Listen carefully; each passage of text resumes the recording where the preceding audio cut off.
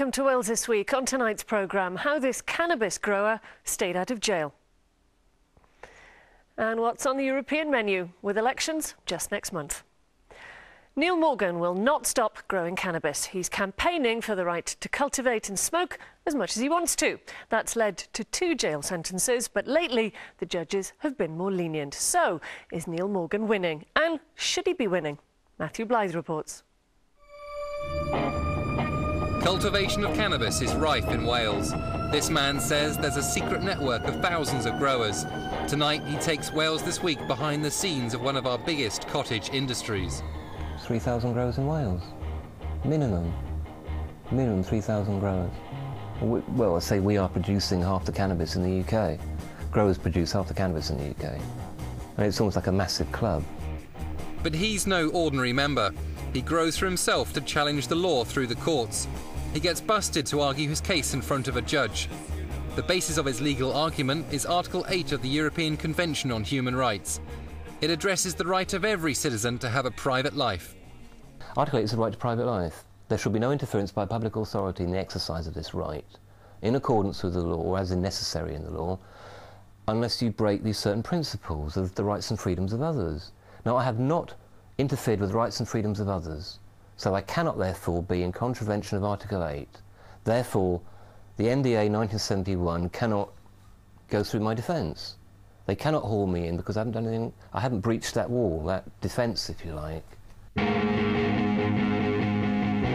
But Article 8 can be curtailed according to the law, so Neil Morgan's private life has earned him a long criminal record.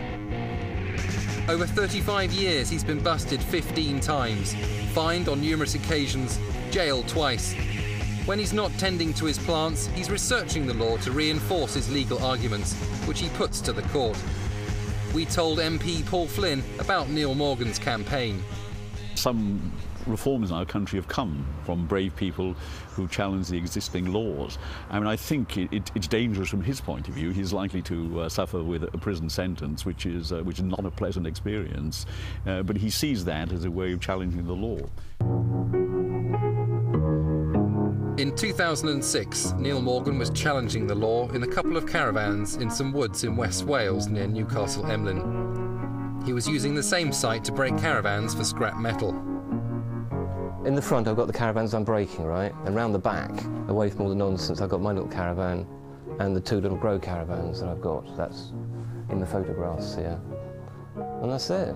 So the generators supply the electric for everything I need. The tools I need, all the equipment that's rechargeable and so on. And that's how it worked. How many plants were you growing? 101. That's the problem, 101 plants is too many. Dyfed-Powys police visited the woods and asked Neil Morgan who owned the caravans. He said he did, and they asked what's inside. He said weed, and they asked him what he meant. And he said cannabis. When they told him that he was under arrest, he said, "It is my right to a private life under Article 8. I mean, if I said when they arrested me I was having a drink and having a smoke, you can interpret that, well, I've got a pint of beer in one hand and a cigarette in the other, yeah? No, I've got a cup of coffee in one hand and a joint in the other. That creates the problem. I was literally sitting in my caravan, minding my own business, completely on my own. Another human being half a mile away. Absolute isolation. I got half a dozen old plodding Wellington boots. Knock on the door. End of trip. Neil Morgan's legal argument has a second string. On the one hand, there is legislation to protect citizens from harmful substances. But on the other, governments allow alcohol and tobacco to be used responsibly. Neil Morgan argues that if he can take one harmful substance responsibly, why can't he take another? Last year, a project by Cardiff and Bristol universities collated all the research from around the world on cannabis and psychosis. We asked Professor Glyn Lewis for their findings. Our conclusion is that we can't be certain that there is a causal link between cannabis and schizophrenia. There is a very consistent association between cannabis use and later development of schizophrenia. But we think part of that association results from the fact that cannabis users are different from people who don't use cannabis. So we can't really be certain about the link. But we do think there's now sufficient evidence that people should be warned about the possible link. And at the same time as the medical case was growing against cannabis, the police were stepping up their crackdown on illegal cannabis growers. The issue that we're looking at here is serious and organised crime. These aren't benefactor, good-willed people creating a crop for light users of cannabis. This is a very concentrated cannabis which has a high content of what's called THC, which is the key element in there. So it's a very strong drug that is being produced. But it's the associated criminality that these people bring with them. As I said, the exploitation of migrant workers, but it's also the money laundering and the violence that they bring with them that is a key aspect that means that we will tackle this criminality. Neil Morgan is not involved in that kind of cannabis production, but when he came to be sentenced, he was sure another spell in jail was inevitable.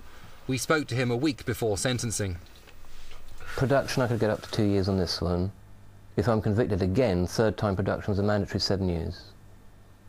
And that's it, which is probably longer than you get for killing someone, isn't it, really? Just about. But at Swansea Crown Court, the dope grower was surprised when Judge Thomas handed down a 12-month suspended prison sentence and placed him on an 18-month probation supervision order. Judge Thomas said, "I see no purpose at this stage in your life, you being 52 years of age, in sending you to prison.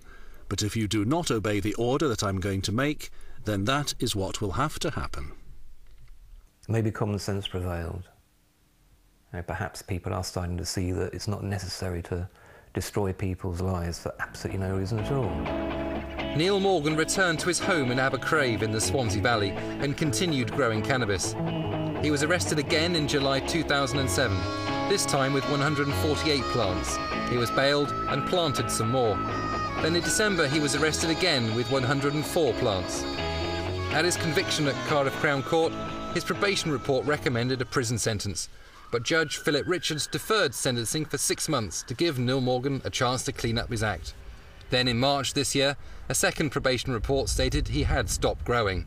Judge Richards said, "I might consider imposing upon you a requirement to carry out unpaid work for 150 hours, because you have been good to your word, and I hope you will continue being good to your word in relation to cannabis." Dyfed-Powys Police and the Crown Prosecution Service would not comment on the non-custodial sentence, but Paul Flynn MP backs the judge. The law is an ass because the most futile thing to do with drug users, whether they're using cannabis or heroin or alcohol, is to send them to jail. It's hugely expensive and it doesn't do any good. Paul Flynn is working at a European level to introduce legislation to encourage member countries to reallocate anti-drug resources from the criminal to the health treatment of drug users. That will happen because this was passed unanimously by the Council of Europe. There are 48 countries involved that are supporting this, and it'll now get the backing of the Pompidou Group, and there's progress there. It will be much easier to progress when you've got nations working together. But in Britain, health fears have led to the reclassification from Class C to Class B. Paul Flynn says exaggerated claims do not help educate young people. Professor Glyn Lewis says there was a misinterpretation of his findings. He explained the likelihood of psychosis. For example, the risks of psychosis or schizophrenia are probably in the order of about 1 to 2% in someone's lifetime. So if a regular use of cannabis doubled that risk, that still means only perhaps 4% or so would develop schizophrenia if it is a causal relationship.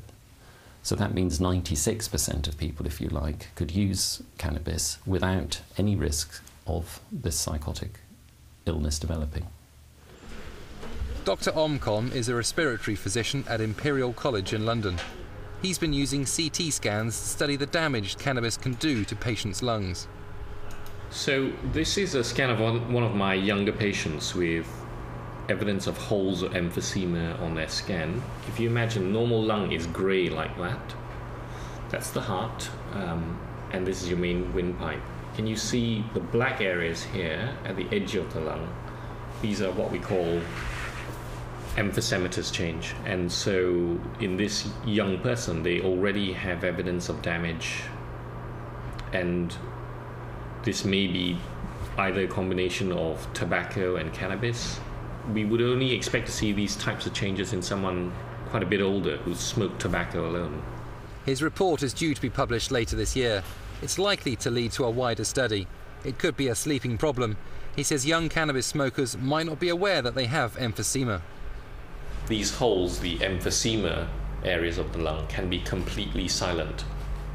In other words, you don't know about it till you're older, when then the lung capacity is down to about half. Then you might notice you're getting breathless. We should tell people, for goodness sake, don't smoke this stuff.